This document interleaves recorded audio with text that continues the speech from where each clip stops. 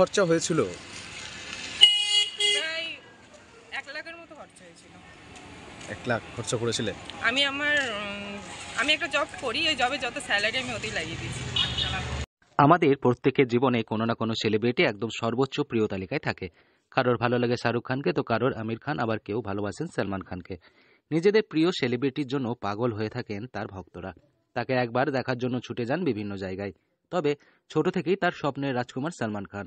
আর এই সলমান খানকে একবার সামনাসামনি দেখতে পাওয়ার জন্য এই তরুণী যা করলেন শুনে অবাক হবেন আপনিও। পেশাগত কারণে কখনো কলকাতা, আবার কখনো বোলপুরের বাসিন্দা লিপি খান ছোট থেকেই সলমান খানের একজন বিরাট বড় ভক্ত। এমন কোনো সিনেমা নেই যেই সিনেমা সলমান খানের তিনি দেখেননি। বিভিন্ন সিনেমা হলে গিয়ে ফার্স্ট ডে ফার্স্ট শো দেখে এসেছেন তিনি। তবে সিনেমার পর্দায় দেখা আর সামনাসামনি দেখার মধ্যে একটা তো পার্থক্য রয়েছে, আর সেই কারণেই বোলপুর থেকে সোজা কলকাতা, আর কলকাতা থেকে সোজা গ্যালাক্সি অ্যাপার্টমেন্ট, বিজে রোড, বাসস্ট্যান্ড, ব্রান্দা, পশ্চিম মুম্বাই, মহারাষ্ট্র পৌঁছে গিয়েছিলেন এই তরুণী। আমি ওনার কাছে গিয়েছিলাম, মুম্বাই গিয়েছিলাম জুন মাসে 24 তারিখে। তো খুব কষ্ট করে আমি গিয়েছিলাম ওখানে।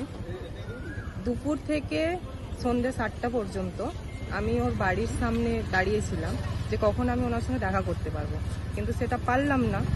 খুব মানে রোদে দাঁড়িয়ে থেকে খুব কষ্ট হয়েছিল, সেটা পারলাম না। এই যে দুপুর থেকে সন্ধ্যা অব্দি যে বাড়ি রয়েছে, সেই বাড়ির নাম কি ছিল মনে আছে? Galaxy apartment. ওই গ্যালাক্সি বান্দ্রার গ্যালাক্সি অ্যাপার্টমেন্টে যখন দাঁড়িয়েছিলেন, ওখানকার দাঁড়ানোর যে অভিজ্ঞতা, ওখানকার ওনার বাড়ির নিরাপত্তার কেউ কি কথা বলেছেন বা কেউ কিছু আপনাকে? হ্যাঁ, ওনার বাড়িতে যিনি তখন অনেক পুলিশের গাড়ি ছিল ওখানে।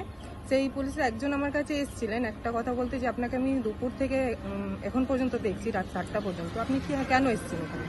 গত বছর কড়া রোদ উপেক্ষা না করে জুন মাসের 24 তারিখ তিনি পৌঁছে গিয়েছিলেন মুম্বাইয়ের গ্যালাক্সি অ্যাপার্টমেন্টে। সেখানেই সকাল থেকে প্রায় সন্ধ্যা অবধি কড়া রোদের মধ্যে এক দৃষ্টে তাকিয়েছিলেন গ্যালাক্সি অ্যাপার্টমেন্টের দিকে। বারবার ভাবছিলেন এই হয়তো তার স্বপ্নের রাজকুমার বেরিয়ে আসবেন, আর তাকে একবার সামনাসামনি দেখতে পাবেন দু চোখ ভরে।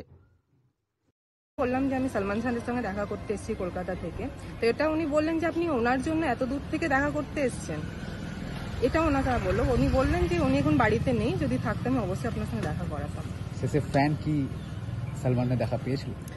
না, আমি পাইনি, এবং আমি চেষ্টা করব আবার নেক্সট টাইম যাতে দেখা হয়। আমার আর এটাও আশা যে আমি যেন ওকে শান্তিনিকেতনে, এই রবীন্দ্র এখানে আমি দেখতে পাই, এই আশাটা আছে আমার, যাতে উনি এখানে আসুক, বা আমি নেক্সট টাইম আবার ট্রাই করবো যাওয়ার।